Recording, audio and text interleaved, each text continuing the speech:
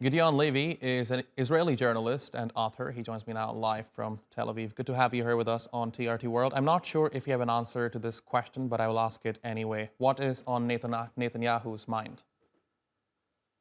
That's very hard to tell. He was quite committed to continue the war, and this is what he is doing. What does he want to achieve? That's another question, because there is no endgame here. Nobody ever in Israel said, except of those slogans, crashing Hamas, which is something very vague.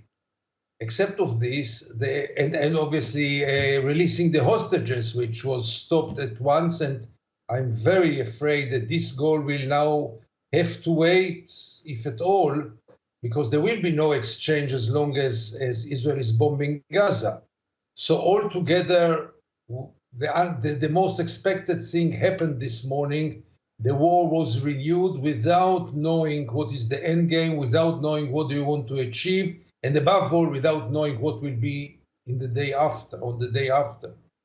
So would it be fair to say that Netanyahu at this point is acting with rage and that we are back to where it all started from, the 8th of October, the day after Hamas infiltrated Israel? In many ways, yes, but I wouldn't put everything on Netanyahu, by the way, because I think there is a majority in Israel's public opinion in favor of continuing this war. That's very unfortunate, but that's a matter of fact. Israelis want Hamas to be punished for the 7th of October. So it's not only Netanyahu, it's not like he's pushing. There are others who are pushing more than him to renew the war. By the way, when we say renew the war, it's also a question in which intensity. And as your reporter Raoul just reported us now, it seems that it's going to be in forest intensity. And then really one has to ask himself, what's going to happen in southern Gaza with 2 million people over a small, very small area? Where will they go? I mean, all those questions cannot not bother any man of conscience. And our reporter out of Gaza, Nizar Sadavi, responded to that very question, saying that they have no place to go. Now, Gideon, just yesterday, the U.S. Secretary of State Antony Blinken was in Israel. And as I understand, one of his main objectives during the visit was to prolong the ceasefire. And certainly he has failed in doing so. And the fact that Israel resumed bombing Gaza just one day after the Secretary of State's visit, what do you think it tells us about the current state of relationship between Tel Aviv and Washington? Jaffa, I'm not sure you are right.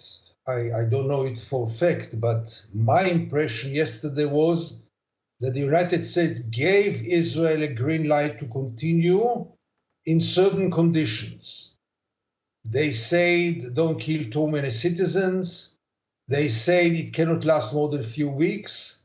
But I didn't hear neither Joe Biden nor Blinken saying categorically you have to stop this war. This was not said in public, and I'm not sure it was said in private. Indeed, this is what I was referring to, because when the Secretary of State, Antony Blinken, was speaking in public, he was stating it that he wants to see a prolonged ceasefire to protect the civilians of Gaza. And you have raised a very interesting point, because the Secretary of State also spoke about protecting the civilians of Gaza. In fact, he asked Israel to do so. So given concerns about the targeting of civilians, how do you assess the likelihood of Israel adhering to U.S. calls to prioritize the protection of civilians in Gaza?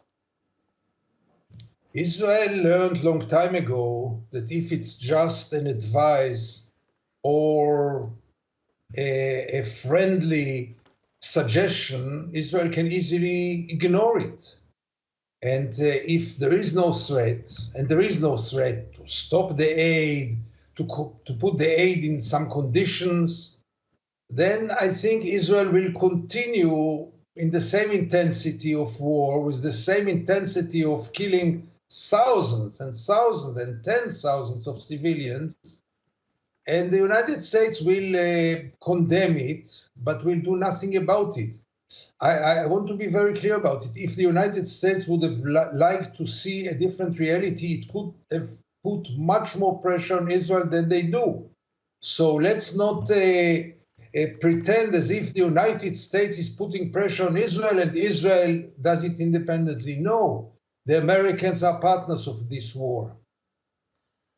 Gideon, since you are joining us from Israel and you are very well aware of the political dynamics of the country, let me ask you, who has the power within Israel to stop this war? Who is that person? Who is that political party?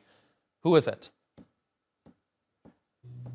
That's a very hard question because formally it's the government, it's the prime minister, it's the chief of staff.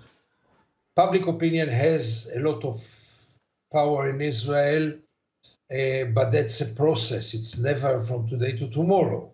In any case, public opinion supports continuing the fighting. So you cannot have hope that the public will stop this war. And I truly believe that it depends much more on Washington rather than Jerusalem. I'm looking forward for the moment that Washington will want really and seriously to put an end to this war and not just pay lip service of asking us to be careful and kill a little less thousands of civilians. But finally, I think it also depends a lot on the outcome of the war, on the achievements and on the price that Israel is going to pay for this war. Because don't forget that when we renewed now the war, we also renewed the killings not only of Palestinians, but also of Israeli soldiers. Until now, the figures were quite small, but it can increase. And when this will increase, then Israel will have to reassess its policy. Gideon Levy, fascinating insights into the topic. Thank you very much for talking to us here on TRT World. Really appreciate your taking out the time, sir. Thank you, Jaffer.